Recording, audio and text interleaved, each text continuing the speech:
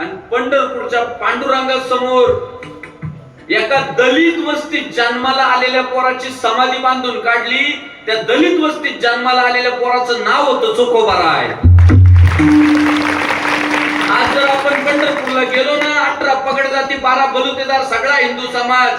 पहिल्यांदा नामदेव पायरीचं दर्शन नाही होत, पहिल्यांदा विठ्ठलाचं नाही होत, पहिल्यांदा चोखोबारायांचं दर्शन होतं. एक जण बुक्का लावायला तिथं बसलेला असतो. ही आपल्या महाराष्ट्राची ओळख आहे आणि आपली ती समता होती. सगळ्यांना सोबत घेऊन चालण्याची आपली पहिल्यापासूनच वृत्ती आहे. दिव्यत्वाची जेथे प्रचिती तेथे करमाळ माझे जुळती. काय नाही, जिथं जिथं दिव्यत्व दिसलं तिथं तिथं मोठे पण दिलं. आणि म्हणून मी जो आता नारा दिलाय ना की आपल्याला भगव्या ध्वजाचं रक्षण करायचं असेल तर पहिल्यांदा हिंदुत्वाच्या नावाने एकत्रित यावं लागल.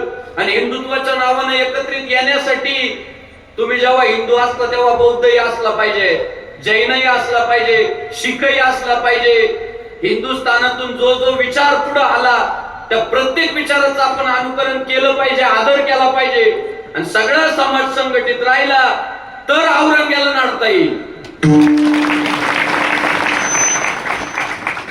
तर हे जे पादरी शिरू राहिले आपल्याकडं दिंडोरी तालुक्यात सुद्धा